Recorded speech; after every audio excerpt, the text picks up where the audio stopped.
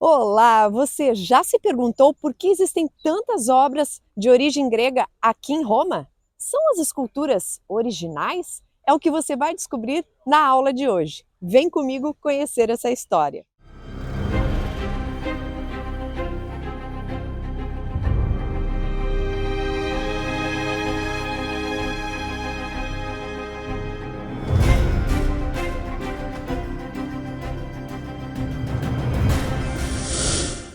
A partir do século II a.C., quando os romanos conquistaram definitivamente a Grécia com a vitória em Corinto em 146 a.C., Roma e as cidades romanas começaram a se encher de obras de arte gregas, pinturas, esculturas.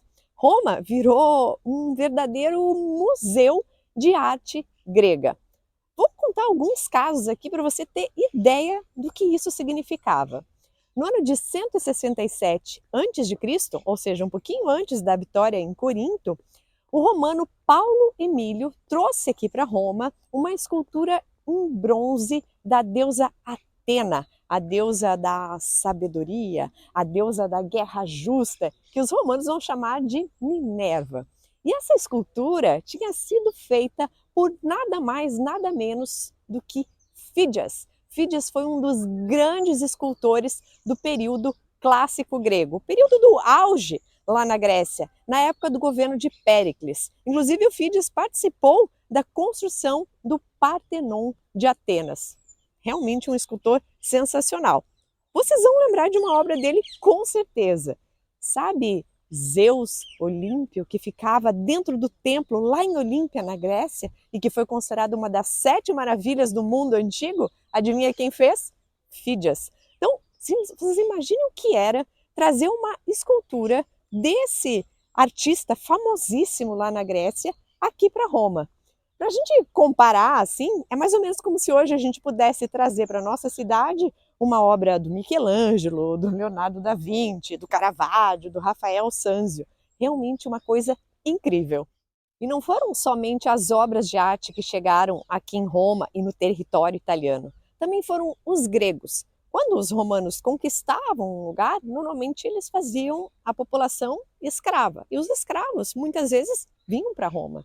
Então, existiam muitos gregos escravos aqui em Roma, mas eram escravos super especializados. Imaginem que eles viraram professores. Eles sabiam literatura, sabiam escultura, sabiam filosofia, sabiam basicamente todas as artes importantes e também muita cultura. Então, alguém que era da aristocracia, claro que iria preferir ter como professor dos seus filhos um escravo grego.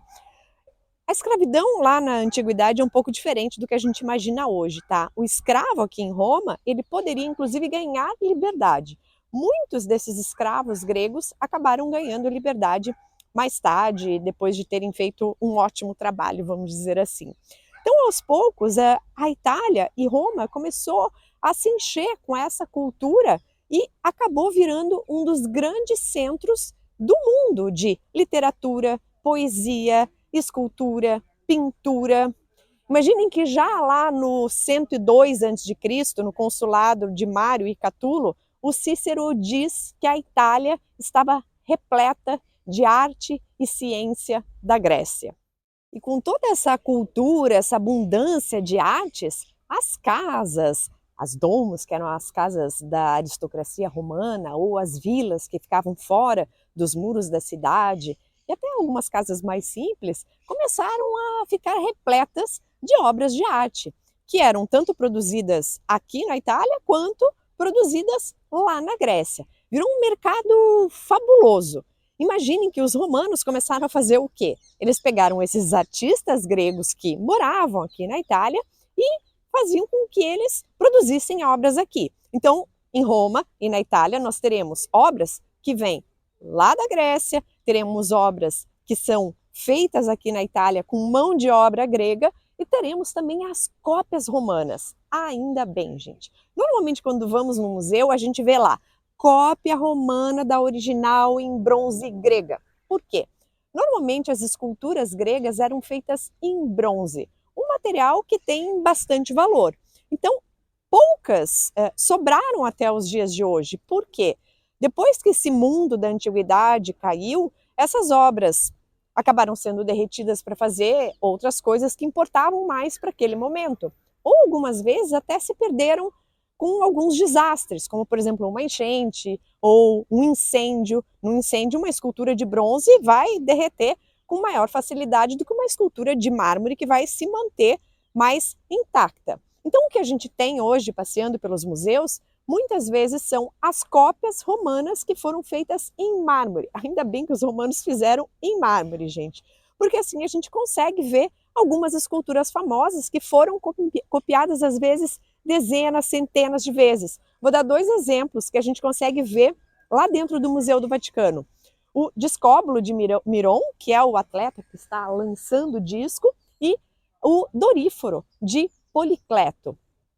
E aí tem um detalhe interessante. Claro que as esculturas de bronze, então, como eu comentei, sobraram poucas para nós até os dias de hoje, né? As de mármore são as que conseguiram sobreviver de alguma forma, mas muitas vezes nos museus a gente vê essas esculturas de mármore sem a cabeça, sem os braços, sem as pernas, ou sem um equipamento, sei lá, um escudo que tinha, uma lança. Por quê? Porque essas partes que são descoladas do corpo, como os braços ou as pernas ou a cabeça, são partes mais frágeis e fáceis de quebrar. Então, imagine o seguinte, teve uma grande inundação que acabou derrubando uma escultura, essa escultura quando caiu, quebrou o braço, e aí com o passar dos séculos, quando eles encontraram só a escultura sem um braço, por exemplo. Nós temos exemplos famosos na história que os pedaços da escultura foram encontrados muito tempo depois do que o corpo, certo? Então, claro que no museu a gente vai encontrar essas obras de época romana bastante intactas, vamos dizer assim, mas muitas vezes com algumas partes faltantes. E até agora eu estou falando de escultura, e eu disse que vieram muitas obras de arte gregas para cá, pinturas e esculturas. Por que eu não falei de pintura? Infelizmente, a pintura é muito mais frágil. A pigmentação, com o tempo, vai se perdendo. Então, também nesses desastres de incêndio e o passar dos séculos, a pintura acabou se perdendo muito mais fácil do que a escultura. Então, nós temos pouquíssimos restos arqueológicos, vamos dizer assim, restos artísticos de pintura grega aqui em Roma. Mas não vamos ficar tristes com isso. Felizmente, nós temos muitas esculturas espalhadas nos museus aqui de Roma e pelo mundo também. E algumas dessas esculturas vocês vão conhecer a história ao longo dessa série A Grécia em Roma. Mas isso fica para o próximo episódio. Vejo você na próxima aula. Beijo!